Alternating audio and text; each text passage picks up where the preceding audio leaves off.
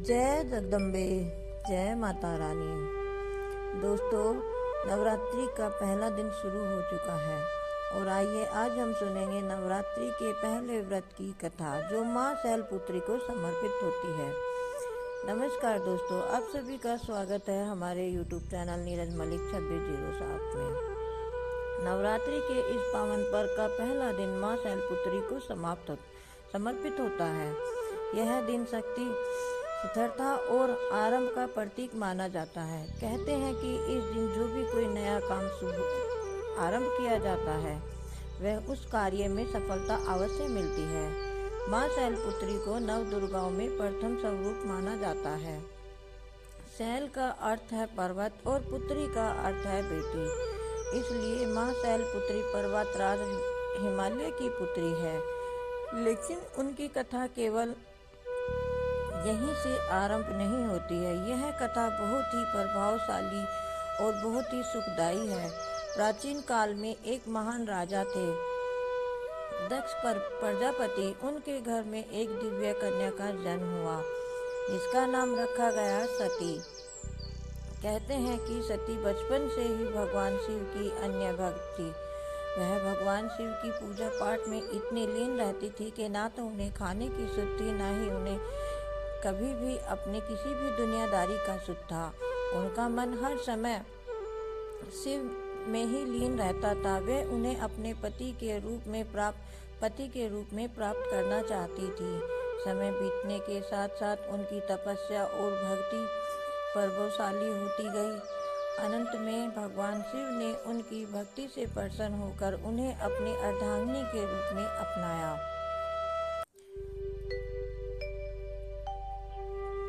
कहा जाता है कि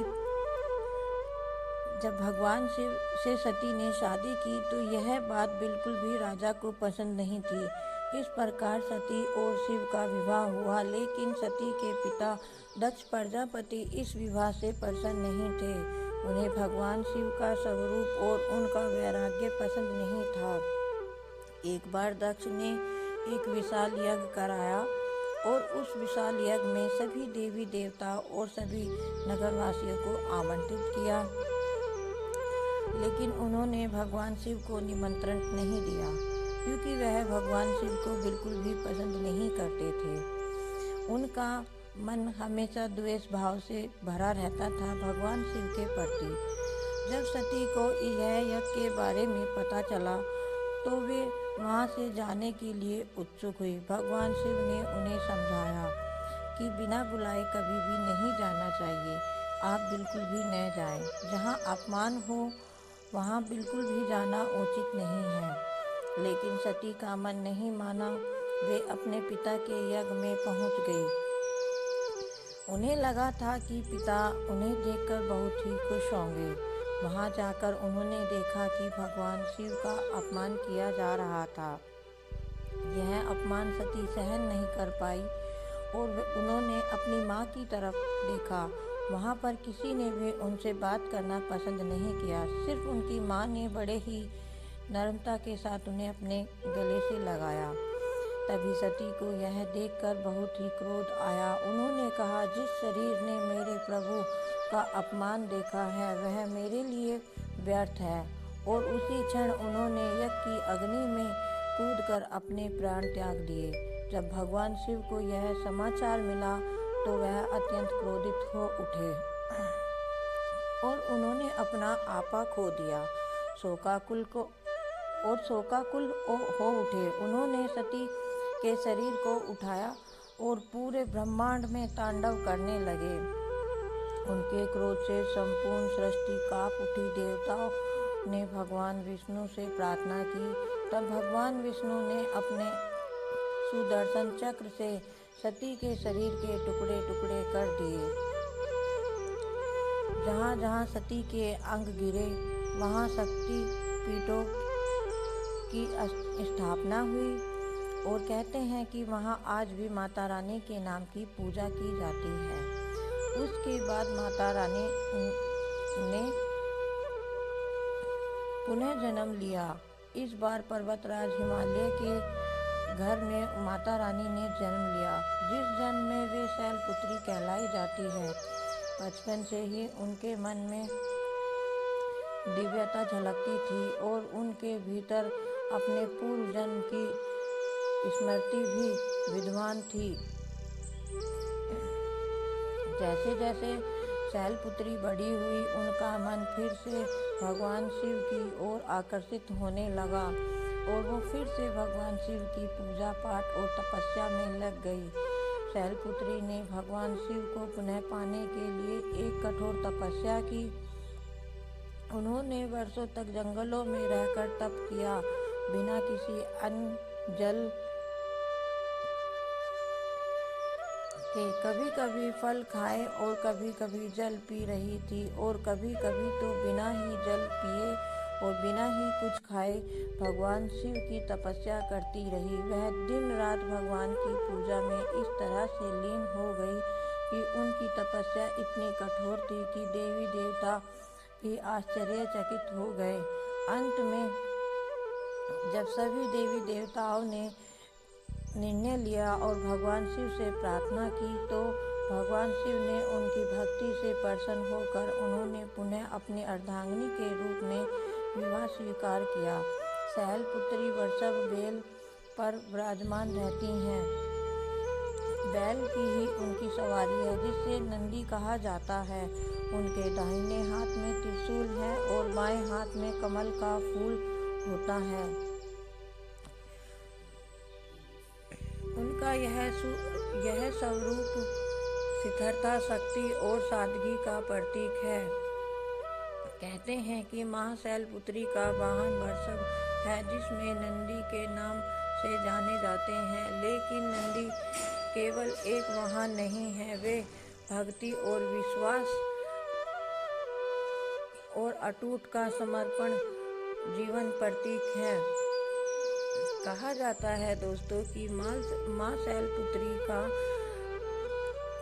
स्वभाव बहुत ही प्रिय और शांत था। कथाओं के अनुसार नंदी अपने पूर्व जन्म में एक महान शिव भक्त थे। नंदी भगवान शिव की पूजा किया करते थे। उन्होंने वर्षों तक भगवान शिव की कठोर तपस्या की, उनकी भक्ति की और उनकी भक्ति इतनी सच्ची थी कि भगवान शिव प्रसन्न हो गए और उन्होंने नंदी को अपने वाहन के रूप में स्वीकार किया। साथ ही उन्हें अपने द्वार का रक्षक भी बना दिया। तभी से नंदी और शिव शक्ति के सबसे निकट माने जाने की यह कथा हमें सिखाती है कि अगर हम सच्चे भाव से, सच्ची श्रद्धा से भगवान शिव की पूजा करें तो हम उनकी प्रिय बन जाते हैं। कभी भी हमारी पूजा पाठ व्यर्थ नहीं जाती है। एक समय की बात है, चंद्रदेव अपने सौंदर्य और तेज के कल्याण में अत्यंत गर्वित हो गए थे। उन्हें बहुत ही इस बात का घमंड था कि वह अति सुंदर है। उनके इस अहंकार के कारण उन्हें श्राप मिल गया। श्राप के प्रभाव से उनका तेज धीरे धीरे क्षीण होने लगा। चंद्रमा की रोशनी कम होने लगी। यह सब देखकर सभी देवी देवता चिंतित हुए और खुद चंद्रदेव भी चिंतित हो गए। उन्होंने कई देवताओं की आराधना की, लेकिन उन्हें मुक्ति नहीं मिली।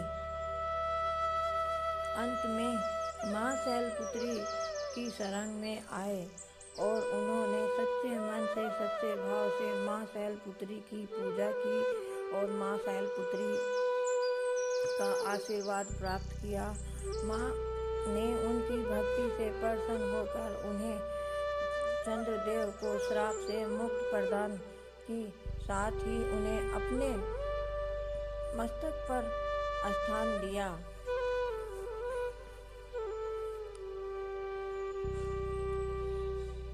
कहते हैं तभी से मां शैलपुत्री मस्तक पर अर्धचंद्र सुशोभित होते हैं। यह कथा हमें यह संदेश देती है कि अहंकार चाहे कितना भी हो, कितना भी बड़ा हो, क्षण भर में समाप्त हो जाता है। माता की कृपा से उनका नाश हो सकता है। एक समय वृषभासुर नामक एक अत्यंत शक्तिशाली राक्षस था और उसने कठोर तपस्या करके वरदान प्राप्त किया था।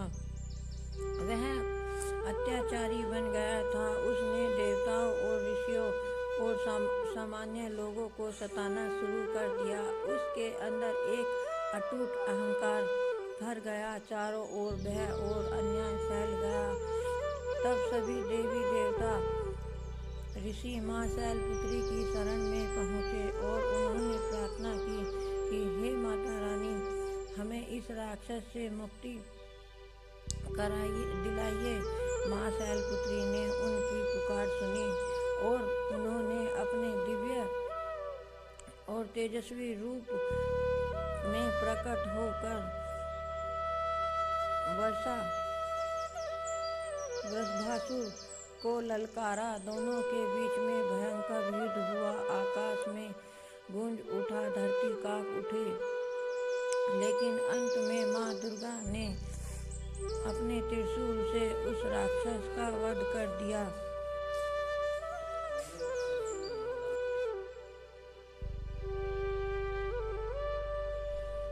इस प्रकार उन्होंने संसार को अधर्म और अत्याचार से मुक्त किया। शैलपुत्री केवल एक देवी नहीं थी, वे बहुत ही शक्तिशाली शक्ति का प्रथम स्वरूप थी। वे हमें सिखाती हैं कि जीवन में स्थिर रहना है तो बहुत ही शांत स्वभाव में रहना चाहिए और सबके साथ प्रेम से रहना चाहिए।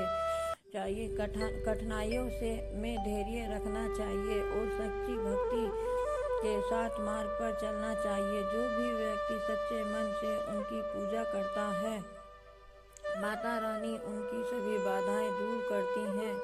माँ की शक्ति केवल एक रूप में सीमित नहीं है।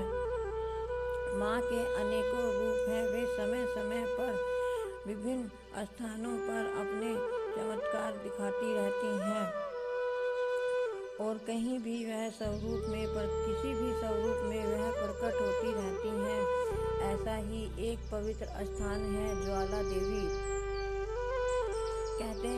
कहा जाता है कि यह माता सवैया अग्नि के रूप में प्रकट हुई थी, जहाँ बिना तेल बिना बाती के अग्नि निरंतर जलती रहती है। नवरात्रि के दिनों में माँ शैलपुत्री की पूजा आप जितने भी श्रद्धा भाव से करोगे, माता रानी उतना ही आशीर्वाद आपको यह देगी। यह कोई साधारण अग्नि नहीं है, यह माँ की जीवित शक्ति का प्रतीक है। जो भी भक्त सच्चे मन से यहाँ आता है, माता उनकी सभी मनोकामनाएं पूर्ण करती हैं। बहुत समय पहले की बात है, एक सच्चे और सरल भक्त थे ध्यानु। वे माँ के परम भक्त थे और हर वर्ष माता के दर्शन के लिए यात्रा करते थे। एक बार वे अपने साथ कई भक्तों को लेकर ज्वाला देवी के दर्शन करने के लिए जा रहे थे। रास्ते में एक राजा ने उन्हें रोक लिया। राजा ने पूछा, कहाँ जा रहे हो? ध्यानु ने विनम्रता से उत्तर दिया, हम माँ ज्वाला देवी के दर्शन करने के लिए जा रहे हैं। राजा ने हंसते हुए कहा, अगर तुम्हारी माता सच में शक्तिशाली है तो कोई चमत्कार दिखाए। राजा ने उनकी परीक्षा लेने के लिए उनके घोड़े का सिर कटवा दिया। यह देखकर माता रानी बहुत ही क्रोधित हुई और राजा ने कहा, अगर तुम्हारी माता सच्ची में है तो इसे जीवित कर दो। यह देखकर ध्यानु अत्यंत दुखी हो गए, लेकिन उनका विश्वास माता कभी डगमगाया नहीं, क्योंकि उन्हें माता रानी पे पूर्ण विश्वास था और उन्होंने माता रानी का स्मरण किया। बोले, हे माता रानी, मेरी लाज रख लो। ध्यानु ने सच्चे मन से माता की आराधना की और उनकी आंखों में आ गए, लेकिन मन में अटूट विश्वास था। उनकी शक्ति से प्रसन्न होकर माता ज्वाला ने उन्हें दर्शन दिए और ज्वाला देवी प्रकट हुई। उन्होंने उस घोड़े को पुनः जीवित कर दिया। यह चमत्कार देखकर राजा भी हक्का बक्का रह गया और सभी लोग हैरान हो गए। उसका अहंकार टूट गया। कहते हैं कि कितना भी बड़ा अहंकार हो, एक दिन टूटता जरूर है दोस्तों। तो इसलिए कभी कोई भी अहंकार न दिखाए। और वह भी माता का भक्त बन गया। यह कथा हमें सिखाती है कि सच्ची भक्ति में अपार शक्ति होती है। विश्वास कभी टूटता नहीं है और ना ही कभी भी टूटना चाहिए। और माता अपने भक्तों की रक्षा अवश्य करती है। जो सच्चे मन से माँ को पुकारता है, माता उसकी कठिनाइयों को दूर करती है। जो माता रानी की शरण में रहता है, उनके सभी कष्ट दूर हो जाते हैं। नवरात्रि के पहले दिन माँ शैलपुत्री की पूजा करने के बाद और माता रानी की आरती करना अत्यंत ही शुभ माना जाता है। आरती करने से घर में सकारात्मक ऊर्जा आती है और हमारे घर में से दुख और कष्ट दूर होते हैं और माता की कृपा सदैव बनी रहती है। तो दोस्तों, यह थी माता रानी की कथा। इस प्रकार माँ शैलपुत्री की यह संपूर्ण कथा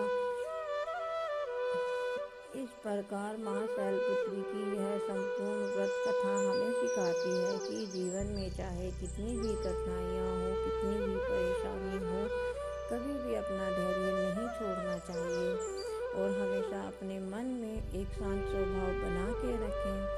अगर हमारे मन में सच्ची श्रद्धा और भक्ति है तो माता रानी हर संकट से हमें निकालती है। आप सभी को माँ शैलपुत्री की कृपा बनी रहे दोस्तों। जय माता रानी।